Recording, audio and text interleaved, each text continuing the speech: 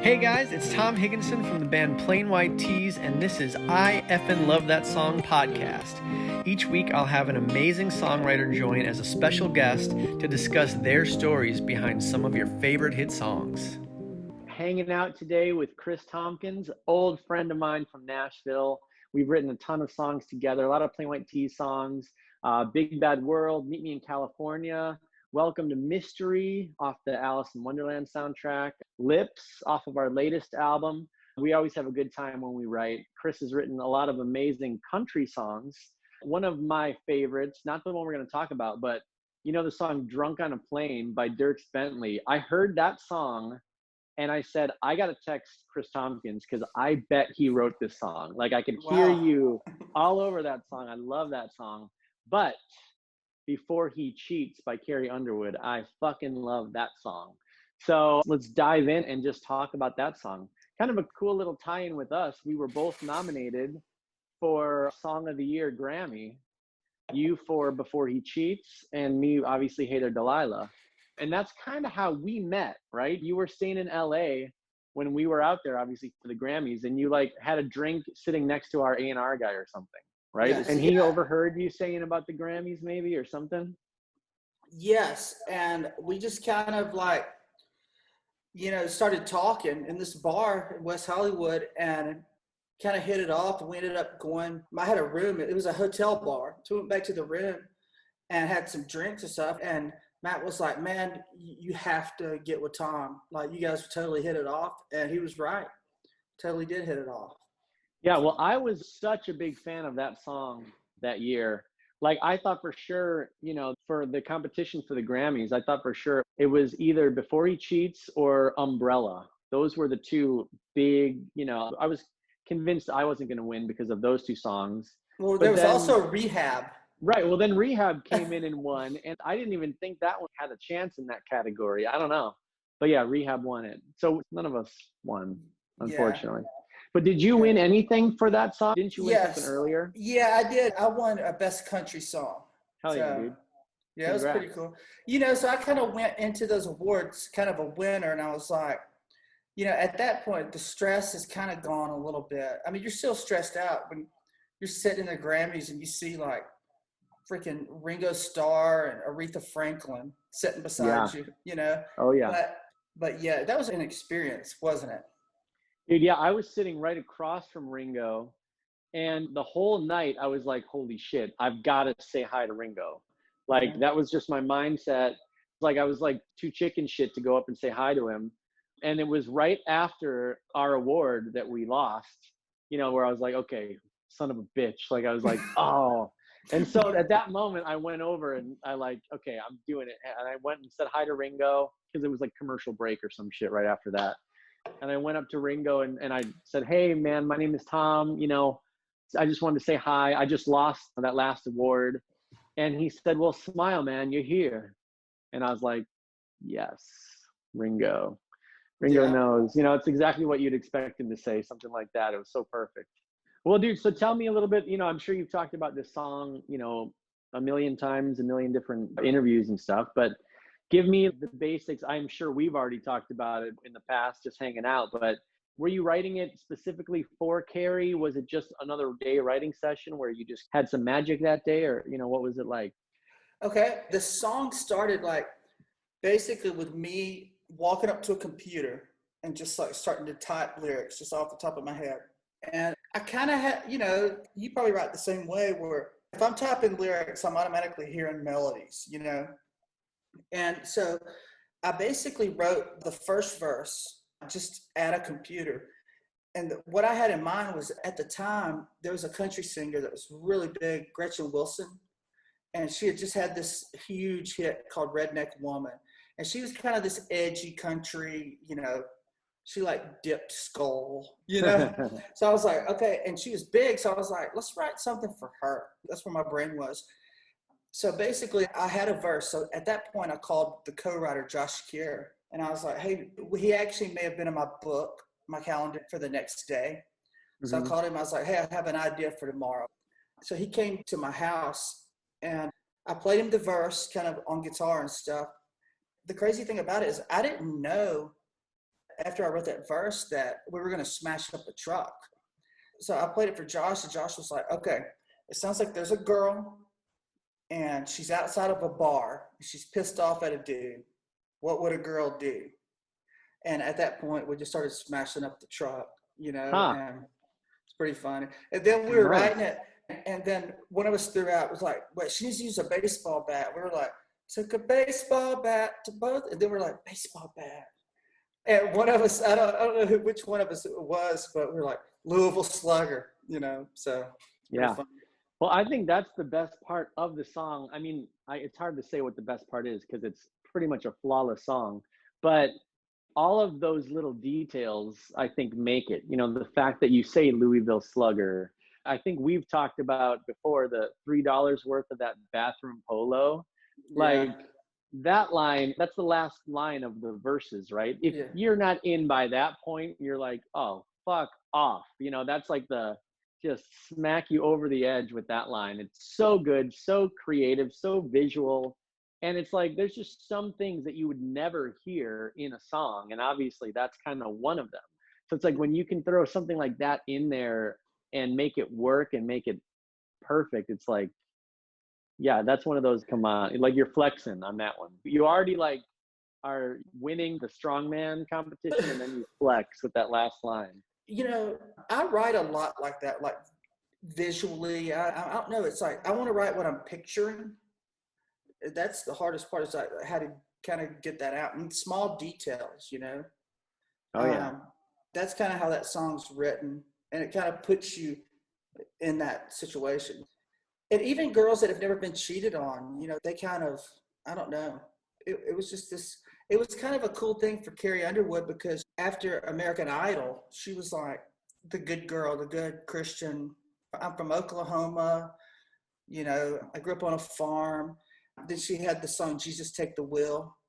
And then she had another song that was kind of another sweet kind of song or whatever. And then before Jeets kind of like flip-flopped her as an artist. Yeah, I was going to say, the artist you described writing it for sounds like the polar opposite of Carrie Underwood. Yeah.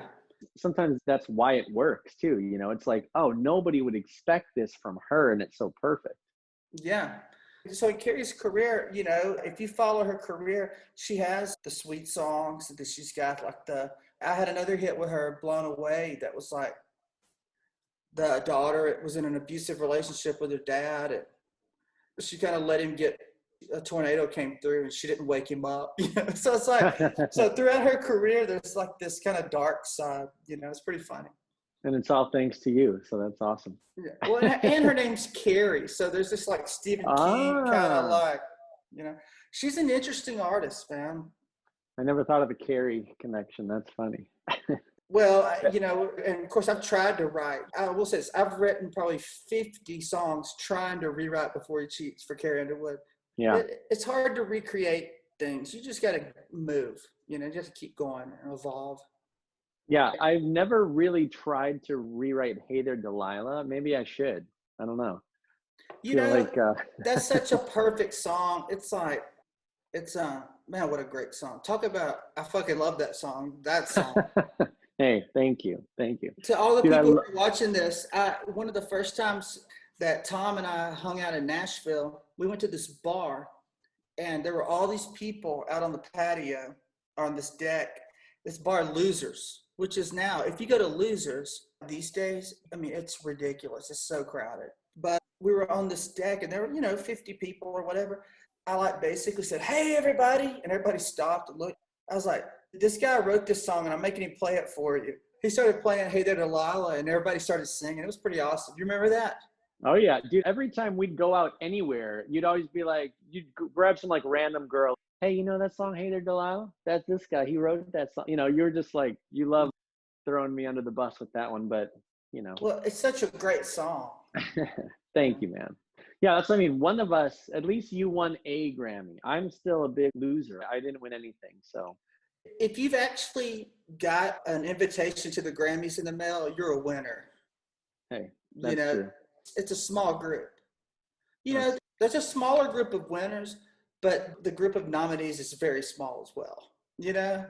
I mean, you're officially a professional at that point. Well, I wouldn't go that far, but thank you. Yeah. And there's the polka guy that's won like 40 Grammys, you know. Right, right. Or the people that win for like best instrumental record or something, you know. Yeah, I got to try for one of those categories next year. It'll be easier. Yeah, so one more little songwritery thing about that song. Every line in the verse starts with "right now," which I thought that's just a dumb songwriter move where it's like, you know, you're painting the scene. I never really noticed that.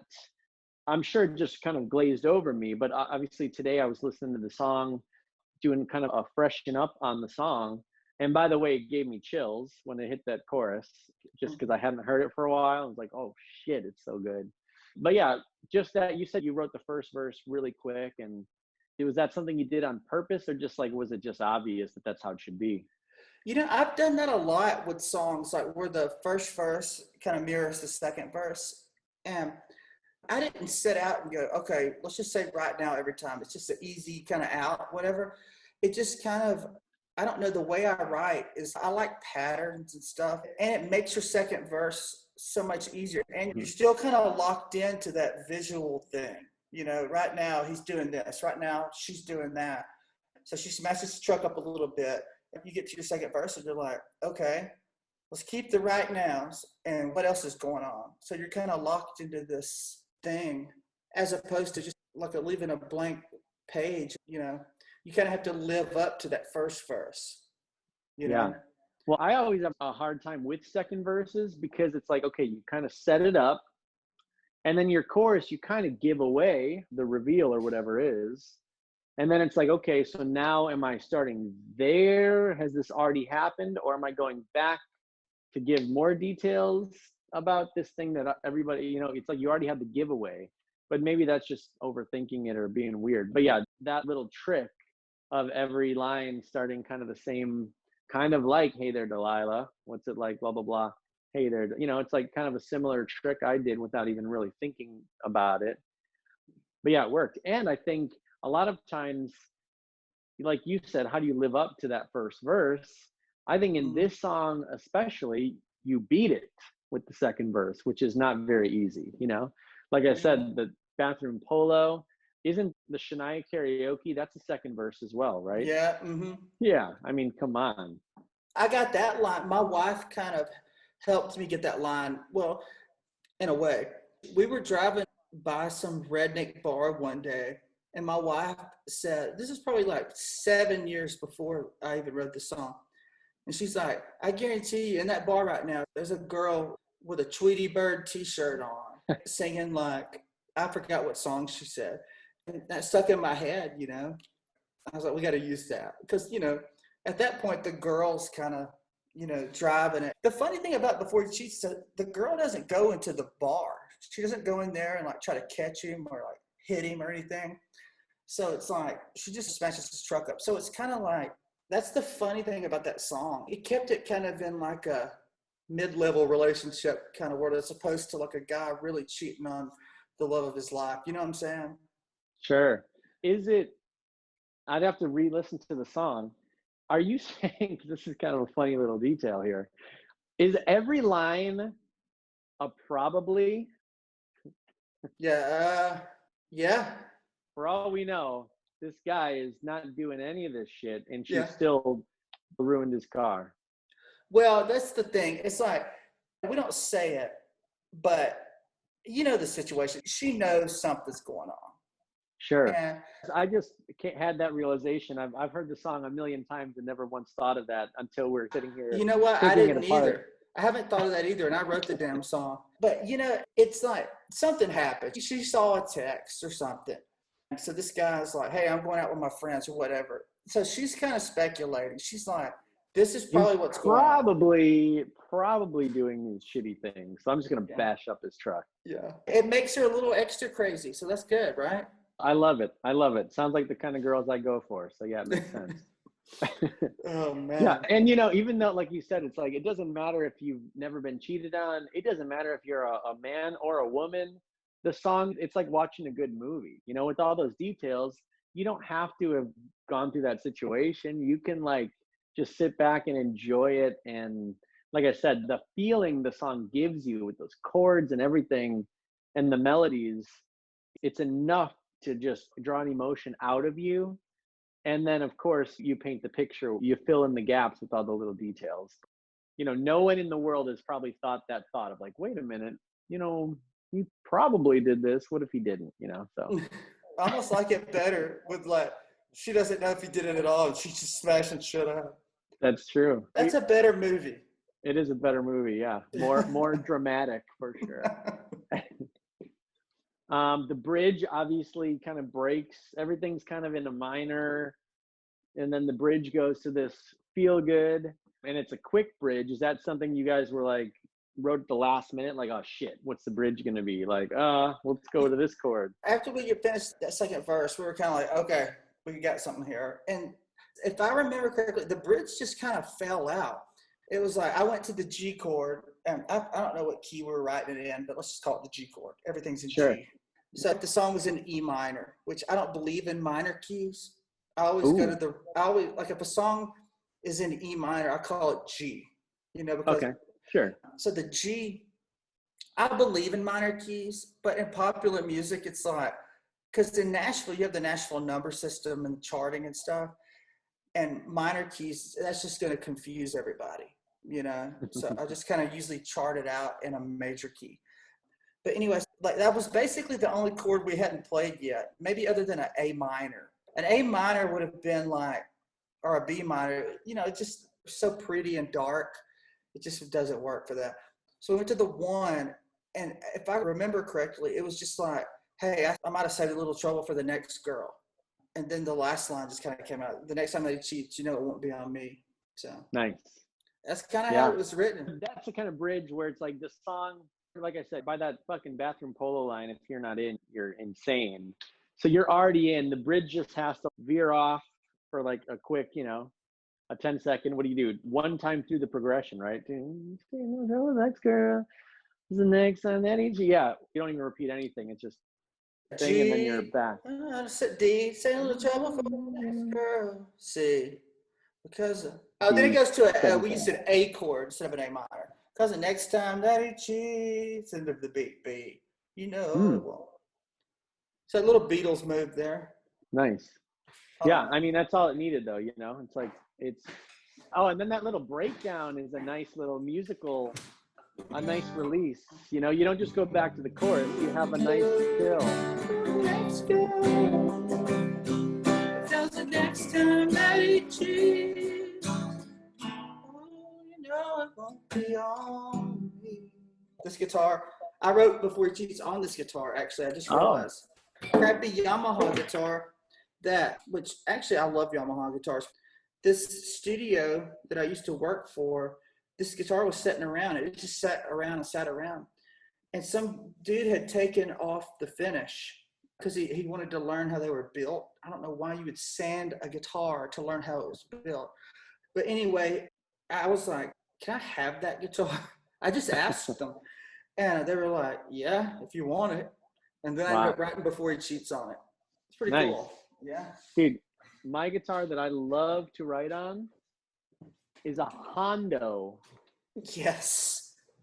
My grandma bought it. She does these like little local auctions and stuff.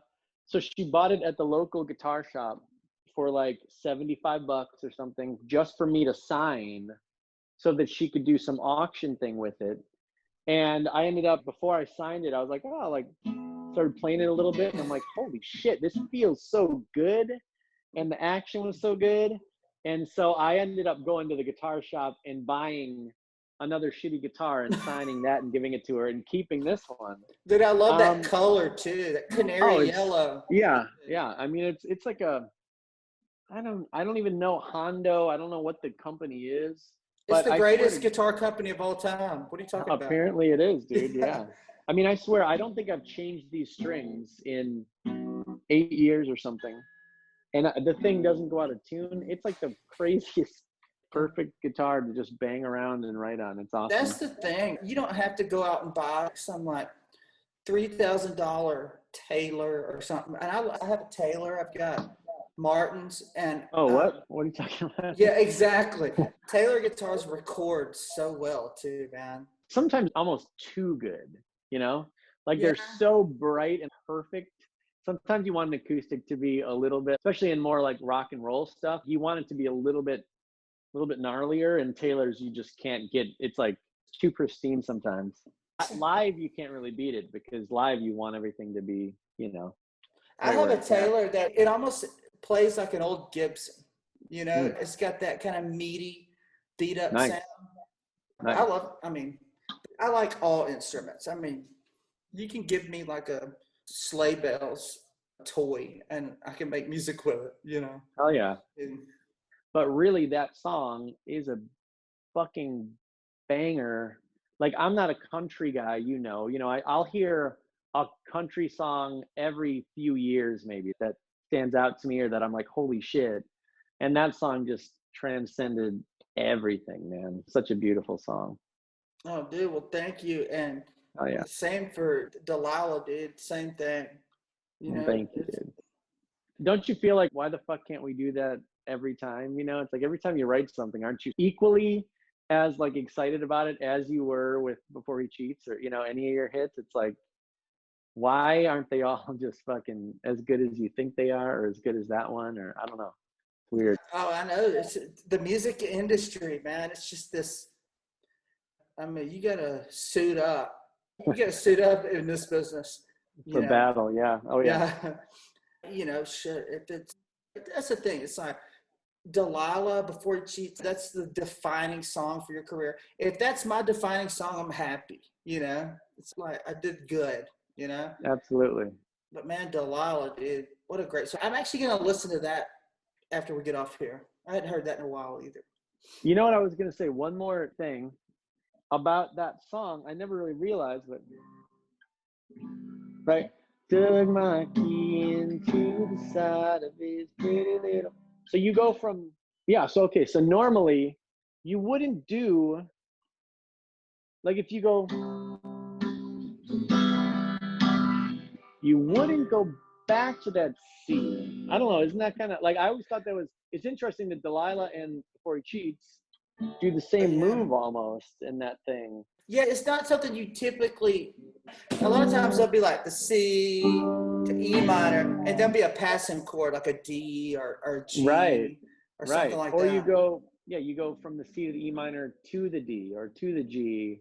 It has a copy-paste kind of feel as a progression, you know? Yeah, well, but I noticed works. that. I've never noticed that before, and I noticed it today, like I said, just going back and listening. And I always thought that was an interesting thing with Delilah, because it was like I kind of stumbled upon that thing. I was like, oh, that's kind of interesting to repeat that, because I would use that as like a passing, just go somewhere else with it. But I don't know, just weird that we both had the same kind of a weird, interesting progression move in those two songs that same year, both up for Song of the Year. Like, I don't know. Maybe it wasn't the lyrics at all that made it big. It's the progression. Dude, I'm going to write that progression tomorrow, man. Let's steal that. F, A minor. All right, dude. Well, I'll let you go, but thank you so much for hanging. And I'm going to text you right now. And dude, anytime you're like doing some Zoom thing or whatever, or anytime you hear Delilah out there, hit me up and we'll hang again. As soon as I can get to Nashville, I'll let you know, and we'll go to Losers and break out Hey There Delilah again or something. Absolutely. Hey, we'll get some gas masks, you know? Yeah, there you go. Totally, dude. That's when you know we're fucked. It's when you start seeing gas masks. You haven't yet. No. Okay, yeah. No. I wouldn't be surprised, you know? Yeah. Dude. All right, man. Dude, man, that was so much fun. It's so great to see you again. Love you, man. Good to see you. Love you too, brother. All right, we'll see you soon, hopefully. All right, take care, man.